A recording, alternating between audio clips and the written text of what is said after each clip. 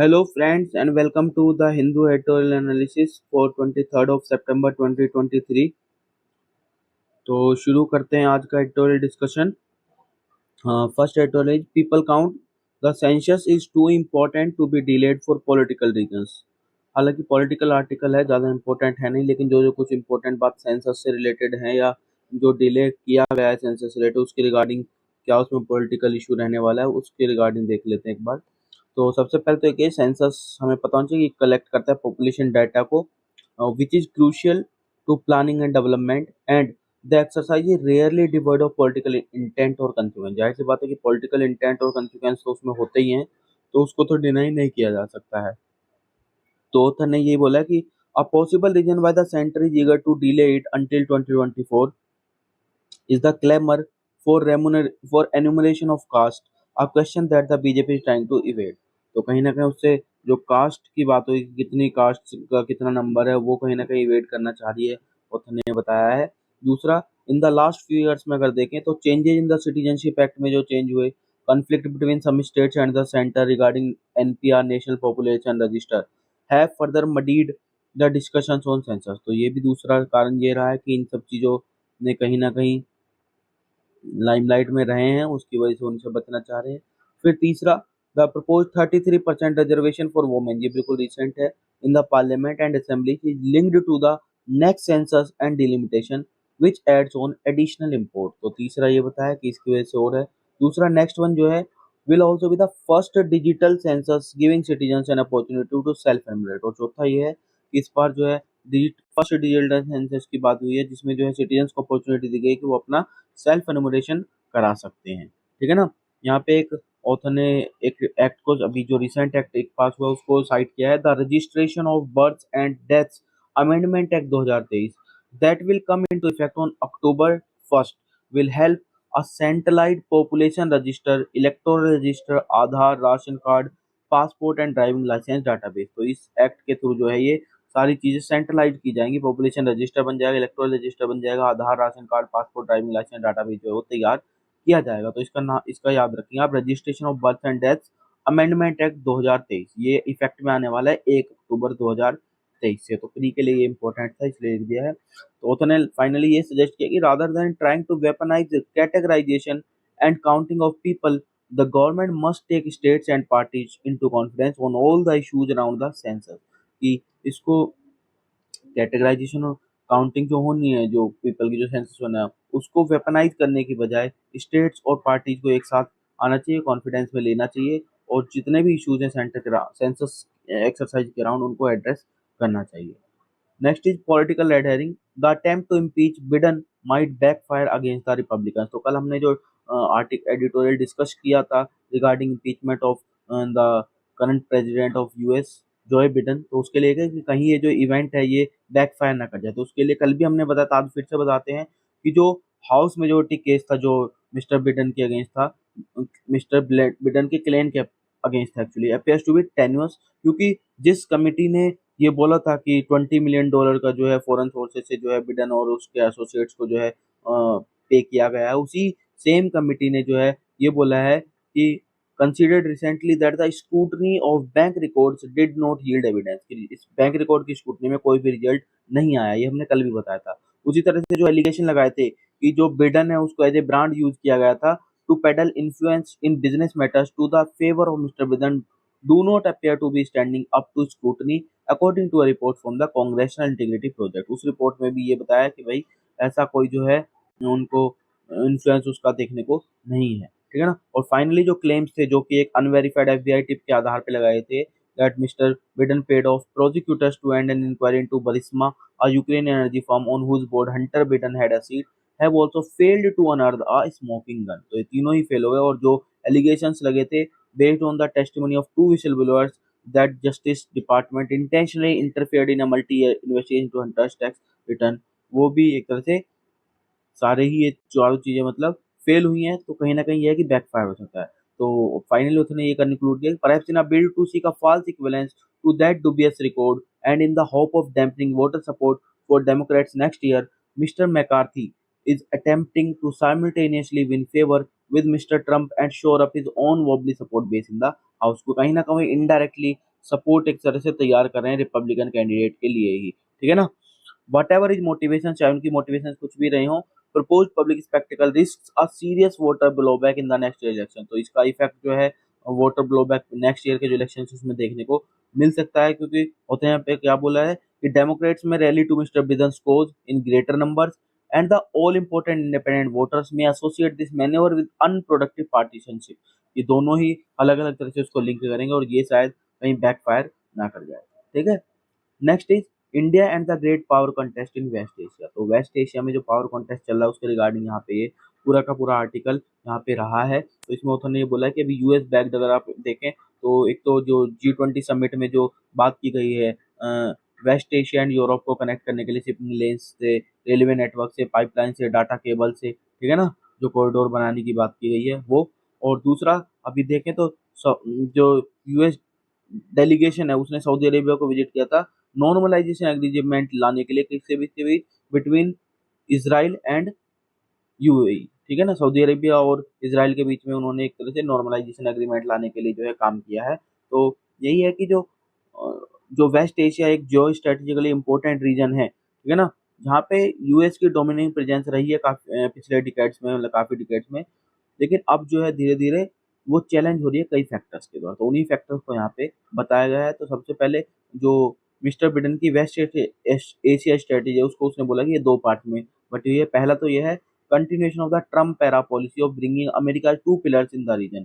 जो दो पिलर हैं अमेरिका के इस रीजन में कौन कौन से, एक तो गल्फ के अरब्स और दूसरा इसराइल, उनको एक दूसरे के पास लाना है closer to meet their common geopolitical challenges such as Iran rise, ताकि जो उनका एक कॉमन जियोपॉलिटिकल चैलेंज है ईरान, उसको वो कहीं ना कहीं एड्रेस कर सकें। तो एक तो ये बताया है और इसी में उन्होंने बताया the administration believes that a Saudi Israel deal would transform Arab-Israel ties, strengthening the US position in the region without further military commitment। बिना किसी मिलिट्री कमिटमेंट के भी यूएस की पोजीशन को रीजन में स्ट्रॉन्ग करने का ये काम करेगा इन दोनों कंट्रीज के बीच अगर टाइज अच्छी हो जाती हैं तो। सेकंड पार्ट जो है वो मिस्टर बिडेन के अप्रोच के जो उन्होंने बताया वो है to reassure America's friends and allies that the US is not exiting West Asia. जो ये कयास लगा रहे हैं कि क्या यूएस वेस्ट एशिया को एग्जिट करने वाला है, वो ये है कि उनको ये मैसेज है, यह रीश्योरेंस देना है कि अमेरिका जो है वेस्ट एशिया को एग्जिट नहीं करना है। यहाँ पे एक आईटीयूटी मिलिट्री ट्रेड की बात की जो हमने कल भी डिस्कस की थी। ये 2012 में जो लीडर्स थे इंडिया, इसराइल, यूएस और यूएई के, उन्होंने एक वर्चुअल समिट की थी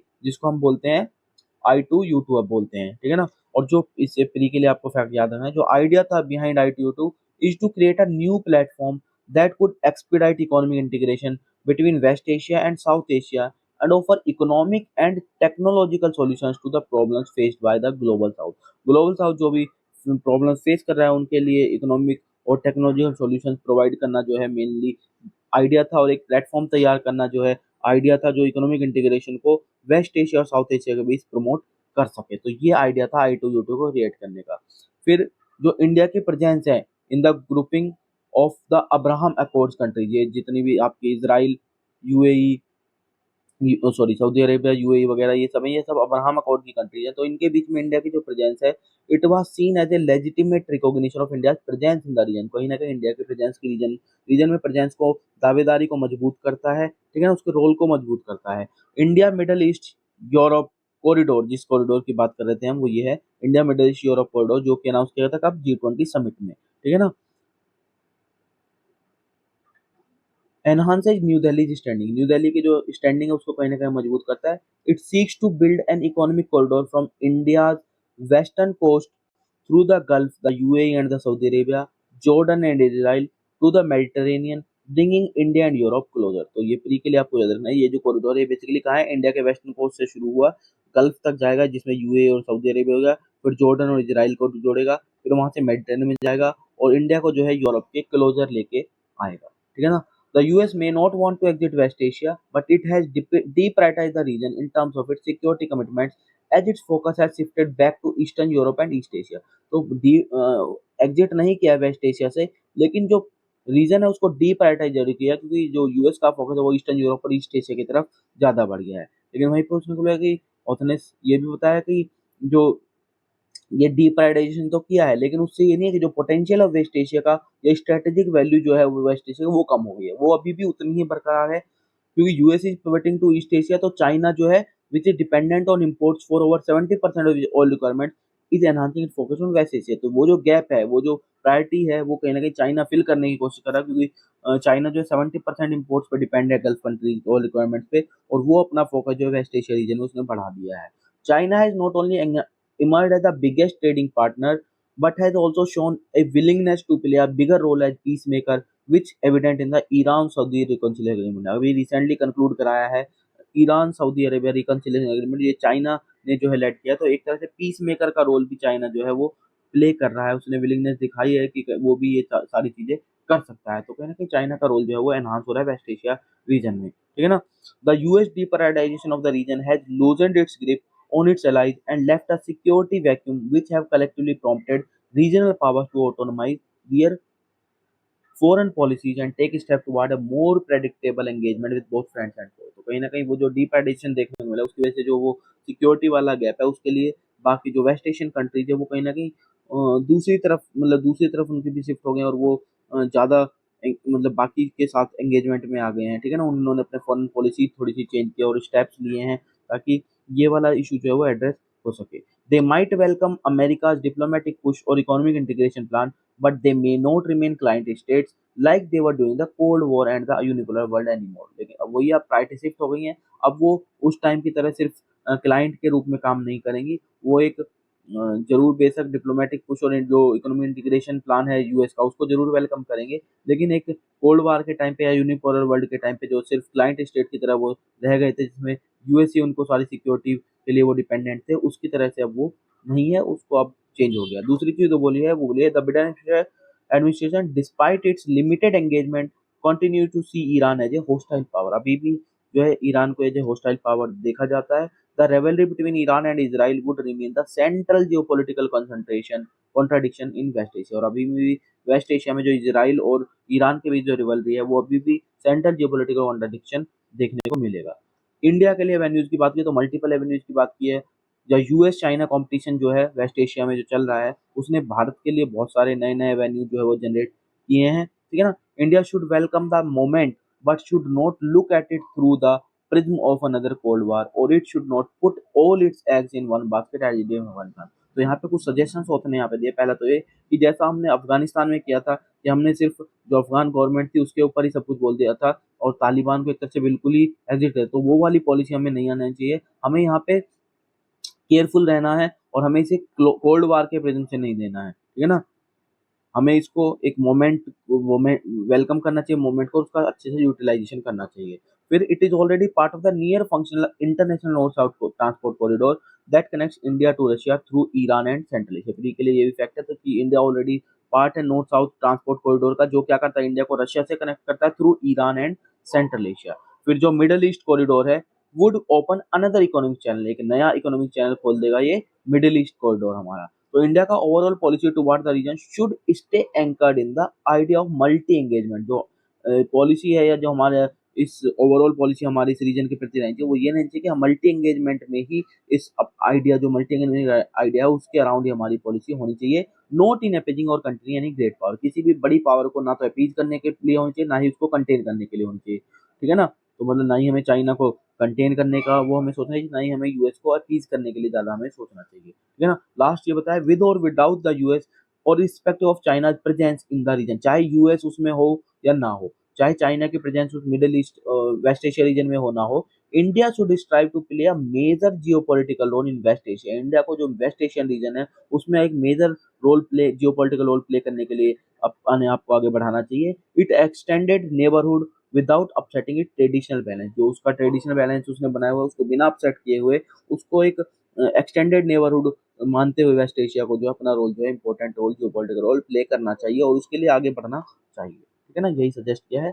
अ clear message to industry on dispute resolution. तो कॉन्टेक्स्ट तो है जो अल्टरनेटिव डिस्प्यूट रेजोल्यूशन के रिगार्डिंग ये आर्टिकल है कि पहले तो डेफिनेशन देख लेते हैं एडीआर की क्या है।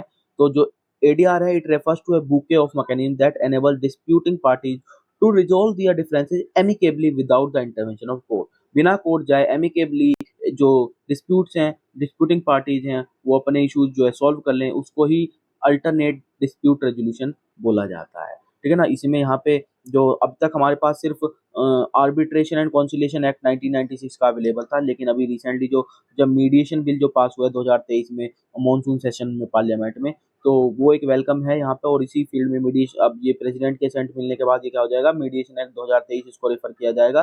तो Indian legal framework already encourages courts to refer the dispute party to ADR procedures including mediation if there were elements of settlement which the parties may accept.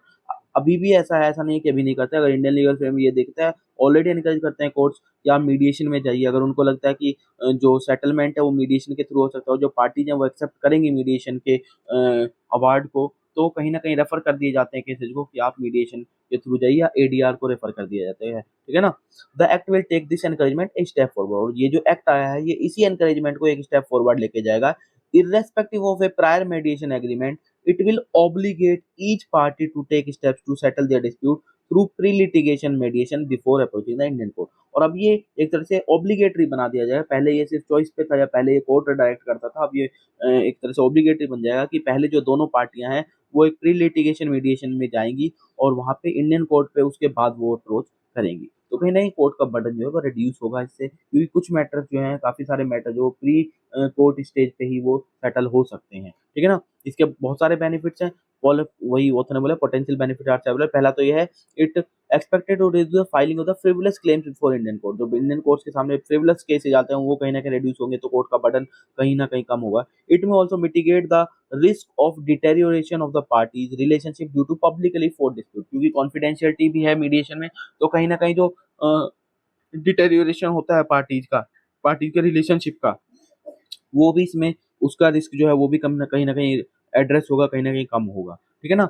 लेकिन वो ये कंसर्न जरूर रेज की गई है about the feasibility of the mediation conducted under the sword of an obligation, क्योंकि आपने अब ऑब्लिगेटरी उसको बना दिया, तो कहीं ना कहीं उस पर भी कंसर्न जताए गए हैं। As opposed to sincere desire to arrive at an amicable solution, कि पहले सिंसियर विलिंगनेस होती थी, उसके उसको बदल के आप जो ऑब्लिगेटरी कर दिया, तो कहीं ना कहीं ये एक आपने तलवार से लटका दिया, तो उस पर कंसर्न जाहिर किए गए थे। दूसरे सिनेरियो में क्या है, it may empower recalcitrant defendant to delay genuine claim. जो को मान लो डिफेंडेंट है वो रिकंसिडरेंट है, अड़ियल है, जिद्दी है, तो वो जेन्युइन क्लेम को भी क्या कर सकता है, डिले कर सकता है। लेकिन ये है कि इस चीज को एक्ट ने कुछ सेफ गार्ड लेके एड्रेस किया गया है। कैसे? It will require the mediation to ordinary be conducted by an empanelled mediator. एक एम्पैनल्ड मीडिएटर ही इसको जो है कंडक्ट करेगा।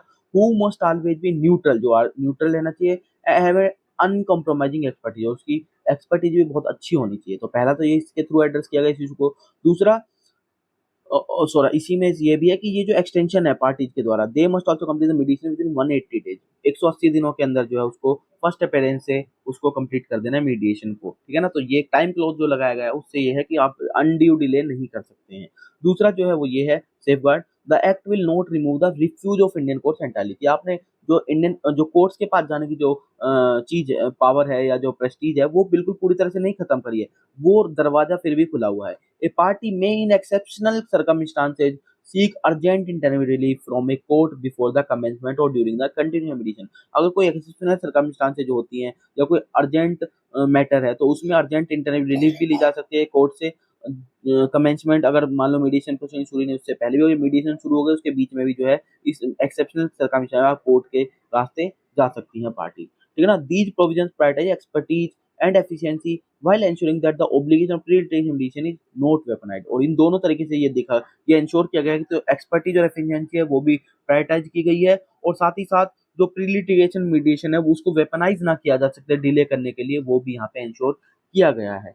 The aspect of mediation and arbitration, तो एक्ट जो है effectively position mediation similar to commercial arbitration in India. अभी सिर्फ इंडस्ट्रियल जो डिस्प्यूट्स हैं या कमर्शियल डिस्प्यूट्स हैं उनमें ही हम कमर्शियल आर्बिट्रेशन को जो है वो क्या, तो उसके इक्विवेलेंट जो है लाके खड़ा किया है इस एक्ट ने जो है मीडिएशन को। तो यहाँ पे सिमिलरिटीज बताई गई हैं जो आपको प्री के लिए याद रखनी है, कि जो दोनों ही लेजिस्लेशन है, आर्बिट्रेशन एक्ट भी और जो कमर्शियल आर्बिट्रेशन अभी इंडस्ट्रीज के लिए था वो भी, तो both piece of legislation impose stringent timelines for the conduct of proceedings. एक तो ये, दूसरा दीज मैंडेट कॉन्फिडेंशियलिटी, दोनों में ये चीज है। तीसरा obligate Indian courts to refer the parties to mediation और arbitration, provide a default mechanism for appointment of a mediator or arbitrator and prescribe the procedure for termination of their mandate। ये सारी की सारी चीजें दोनों में ही सेम है, इसलिए दोनों में सिमिलरिटीज है। साथ ही साथ जो दोनों ही चीजें कमर्शियल आर्बिट्रेशन भी और जो मीडिएशन एक्ट ये लाए हैं हम आर्बिट्रेशन एक्ट, वो both ensure the enforceability of a mediated settlement agreement and an arbitral award respectively। दोनों ही, एक तो मीडिएटेड सेटलमेंट एग्रीमेंट की बात करते हैं, एनफोर्स होना चाहिए वो, और आर्बिट्रल अवार्ड जो है वो दोनों ही केसेज में जारी किया जाता है। तो ये सारी सिमिलरिटी दोनों में बताई गई हैं। तो ये सारा का सारा आज इससे रिलेटेड आर्टिकल था। होप आपको ये डिस्कशन पसंद आएगा। वीडियो अच्छा लगता है तो आप लाइक कर सकते हैं और चैनल को ज़्यादा से ज़्यादा शेयर कीजिए ताकि आउटरीच बढ़ सके। तो थैंक यू।